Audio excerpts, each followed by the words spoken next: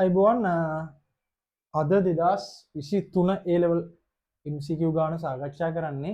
හරි ගානේ තියෙනවා මේ එකයට මූල 3 ධන එකයට මූල x ගේ සම්පූර්ණ 10 වෙනි බලයේ ප්‍රසාරණයේ x ඍණ 3 සංගුණකය සහ x ඍණ 2 සංගුණකය මෙන් තුන් ගුණයක් බව පෙන්වන්න කියලා.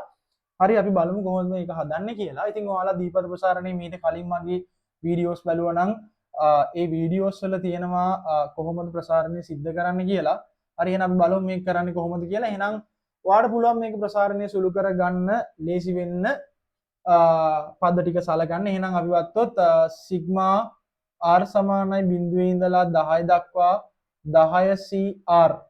හරි 10 cr අපිට කැමති කෙනෙක්ට සලකන්න පුළුවන්. එහෙනම් එකයට මූල 3 අපි 10 ඍණ r දාලා එකයට මූල x ට දාමු r ගේ බලය.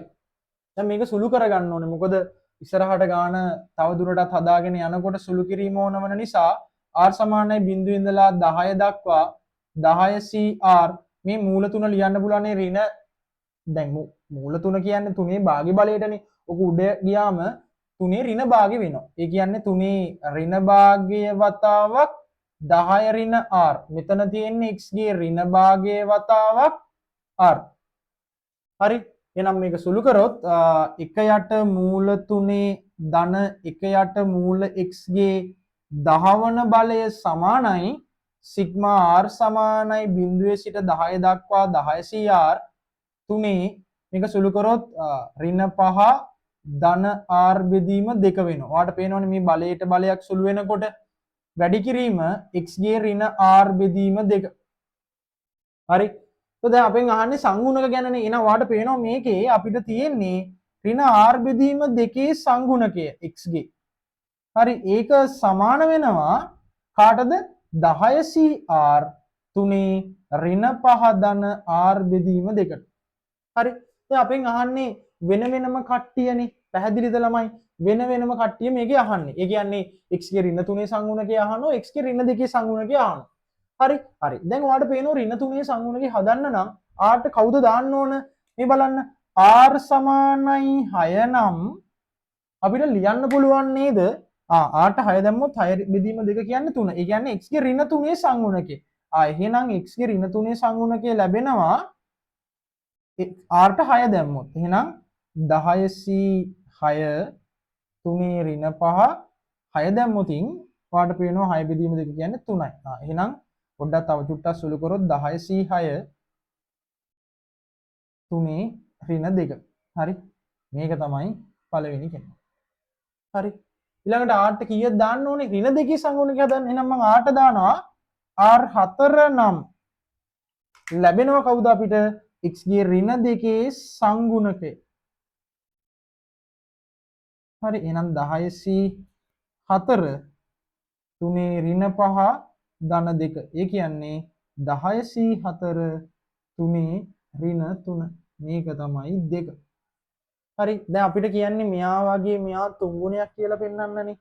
පැහැදිලිද? හරි. අපි බලමුකෝ මෙහෙම. චුට්ටක් මේ 1යි 2යි අරගෙන චුට්ටක් සුළු කරමුකෝ. හරි. ඔයාලට දැන් මේක මෙයා දැන් මේක කියන්නේ x ඍණ 3 සංගුණකය. කියන්නේ මෙන්න මෙයාගේ සංගුණකය x ඍණ 2 සංගුණකය වගේ තුන් ගුණයක්. මෙයාට වඩා තුන් ගුණයක් වැඩි කියලා පෙන්වන්න තියෙන්නේ. චුට්ටක් සුළු කරොත් හරි. x ඍණ 3 සංගුණකය ගමු. හරි. මේක සුළු කරොත් එනවා 10 ක්‍රමාරෝපිතයේ බෙදීම 10 ඍණ 6 කියද්දි 4 ක්‍රමාරෝපිත වැඩි කිරීම 6 ක්‍රමාරෝපිතනේ. හරි. මෙතන එන්නේ 1 යට 3 වර්ග. හරි. හරි. ඊට පස්සේ x ගේ ඍණ 2 සංගුණකය වෙන්නේ 10 ක්‍රමාරෝපිත 10න් 4ක් ගියාම 6 ක්‍රමාරෝපිත වැඩි කිරීම 4 ක්‍රමාරෝපිත. මෙතන වෙන්නේ 3. හරි. ඔයාලට පේනවා දැන් මේ දෙන්න සමානයි කියන්නේ මේ දෙන්නගෙන් අපිට මේකේ තියෙන වැඩි අඩුභාවය හොයන්න ප්‍රශ්නයක් වෙන්නේ නැහැ. දැන් මේ කොටසට මේ කොටස සමානයිනේ. ඔයාලට පේනවා මෙන්න මෙයාව ලියන්න පුළුවන් නේද 10 ක්‍රමාරෝපිත බෙදීම 6 ක්‍රමාරෝපිත වතාවක් 4 ක්‍රමාරෝපිත වැඩි කිරීම 1 යට 3 වර්ගයේ වතාවක් 3න් 1 කියලා. ඉතින් පුතා දැන් ඔය සම්බන්ධය හරි නේද? මේක කියන්නේ x ඍණ 3 සංගුණකය x ඍණ 2 සංගුණකයෙන් තුන් ගුණයක් කියලා පෙන්නනනේ. ඉතින් x2 සංගුණකය x3 සංගුණකය වගේ තුනෙන් එකක් කියන්නේ ඔය කියන කතාව වෙනවා කියන එක. ඉතින් තුන් ගුණයක් කියන එක ඔය කියන ප්‍රකාශනිනුත් ඔප්පු වෙනවා. ඉතින් අපිට මෙතනට දැම්මොත් බලන්නකො මේ ප්‍රකාශනේ අපිට හැදෙන්නේ x2 සංගුණකය සමානයි නේද? එතකොට මෙතන ප්‍රකාශනය වෙන්නේ මෙයානේ. ඒ කියන්නේ x3 සංගුණකය වතාවක් 3න් එක. ඉතින් 3 මේ පැත්තට දැම්මම x3 සංගුණකය සමානයි 3 වතාවක් x2 සංගුණකය. එහෙනම් ඕක තමයි පෙන්වන්න තියෙන්නේ. ඉතින් ඔය තියෙන්නේ 2023 A level ගානේ උත්තරේ.